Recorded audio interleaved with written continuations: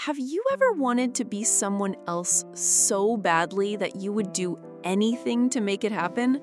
Have you ever been wronged so severely that ordinary revenge wouldn't satisfy you? What would you do if you had the power to literally become the person who destroyed your life? My name is Finn, or it was. I was a 42-year-old cosplay enthusiast with a decent job in IT and a passion for convention culture.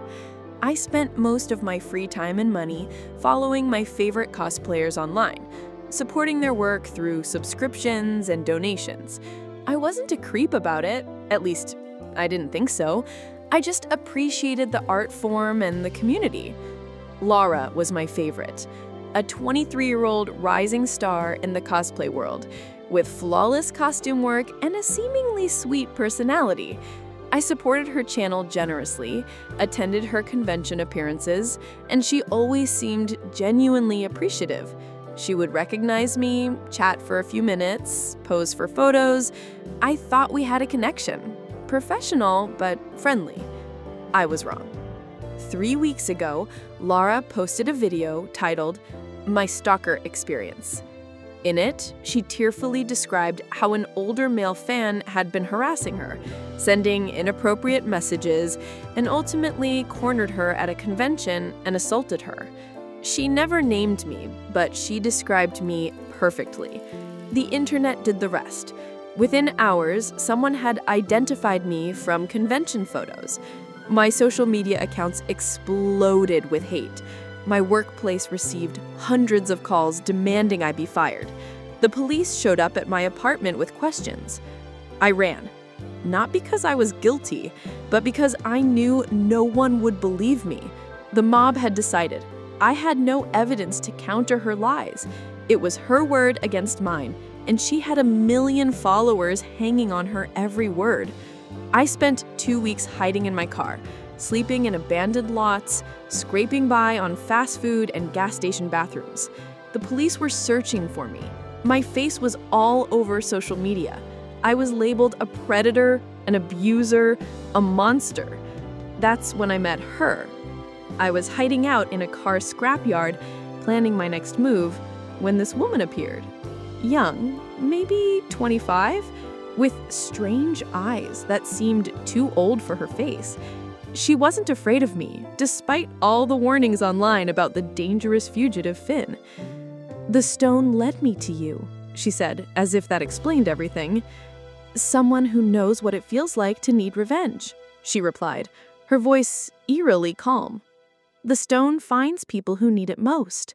It worked for me. Now it's your turn." She handed me a small, smooth object, its surface marbled with swirls of black and white. It felt warm to the touch, almost alive. "Touch it to your skin and theirs at the same time. The rest will happen automatically." Before I could ask more questions, she walked away.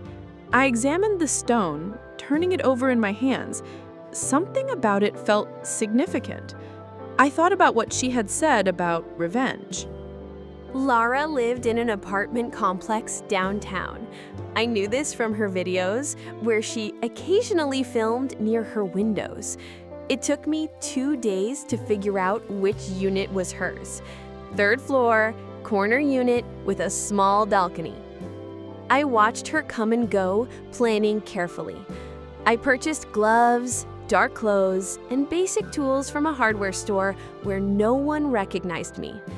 Each night, I observed her routine from a distance. Home by 9 p.m., lights out around midnight.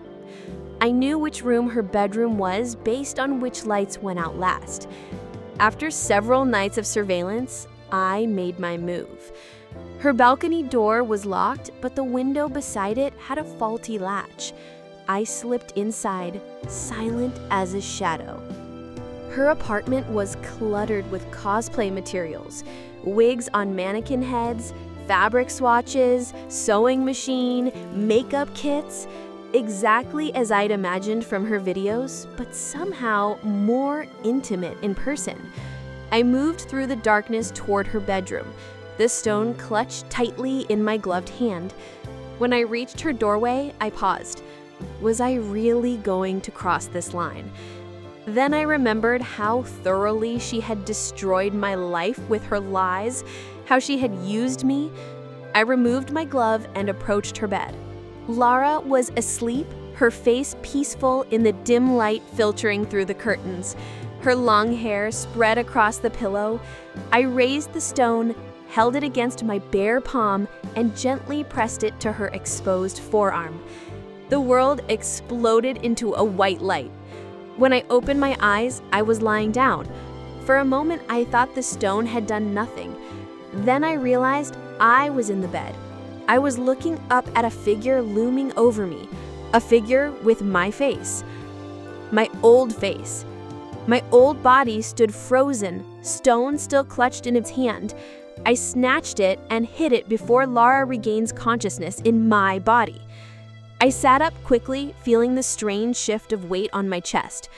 Looking down, I saw small hands with painted nails. Lara's hands, my hands now. Without hesitation, I grabbed her phone from the nightstand and dialed emergency services. "Please help," I whispered in Laura's voice. "There's a man in my apartment. It's him, the stalker from my video. He broke in. I think he drugged me. I feel strange. Please hurry." I gave them the address and hung up, then turned to face my old body. "What's happening?" My old voice was panicked. "What did you do to me?" "You're about to learn what it feels like to be falsely accused," I said, hearing Lara's voice come from my new throat. What happened next, I'll describe in costume terms since I don't want to get too graphic. I initiated an impromptu couples cosplay session with my former body. Lara, now trapped inside, was groggy and confused as I orchestrated a full costume rehearsal. I made sure my prop piece performed a costume malfunction inside my new character pouch. When I heard sirens approaching, I tore my nightgown strategically, mussed my hair, and positioned myself back on the bed. I let the evidence of our costume rehearsal remain visible, with residual costume material clearly leaking from my character pouch. I forced tears to my eyes and curled into a ball, sobbing convincingly. Minutes later, I heard the police breaking down the door. "Police, we're coming in!" Heavy footsteps rushed through the apartment. When they burst into the bedroom, they found exactly what I wanted them to see. Lara traumatized on the bed with torn clothing and visible evidence of assault. And Finn standing there in a state of dishevelment, looking confused and guilty. "That's him," I sobbed, pointing a trembling finger. "He broke in and attacked me." The police officers' faces hardened as they handcuffed my old body. Lara, trapped inside, was still disoriented from the swap and barely comprehending what was happening. "No, wait! Something happened. I'm not who you think." She tried to explain in my voice, but it only sounded like the desperate lies of a guilty man.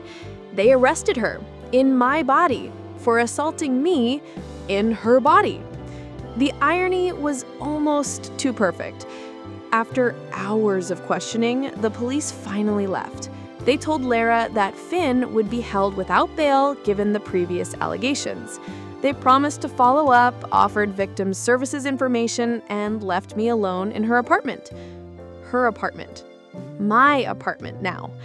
I locked the door, leaned against it, and let out a long, shaky breath. It had worked. Actually worked. I was Lara now, and Lara was Finn, headed for jail and worse. I went to the bathroom and turned on the light, facing the mirror for the first true look at my new self. I slowly removed the torn nightgown. The body revealed was nothing like my old one. Where I had been broad, this form was narrow. Where I had been hairy, this skin was smooth. I turned, watching how her body moved, how my body moved now. I bounced slightly, feeling the weight shift on my chest. I touched the chest pieces, feeling the costume accents respond. I slid a hand down flat stomach muscles to the space down under. Everything felt different. Everything. I spent nearly an hour just looking, touching, moving, learning this new form from the outside in. Eventually, I noticed the time and realized I needed an excuse for Lara to be off the internet for a while before someone suspects she is not acting like herself. I posted on Lara's social media. "Something terrible happened tonight. I'm safe but need time. Will share when I can. Thank you for understanding. Heart emoji." Perfect. Setting the stage while buying time to learn how to be her. The following morning, I decided a bath might help me relax. I ran the water hot, adding some lavender-scented bubbles I found beside the tub. Sinking into the water was an entirely new experience. My skin, her skin, was so much more sensitive than my old body had been. My hair kept floating up, getting in my face. Washing was an education in itself. Slippery skin, unfamiliar contours. Every movement sent new sensations racing through my nerves. On the edge of the tub, I noticed a discreet but unmistakable device. A waterproof costume accessory that Lara apparently enjoyed during her baths. I should mention that I'm going to use cosplay terminology for what happens next, since describing it directly would be too explicit. The solo photo shoot began awkwardly. The vibrating prop needed careful positioning against the hidden detail. When I found the perfect composition, the resulting final pose was unlike anything I had experienced.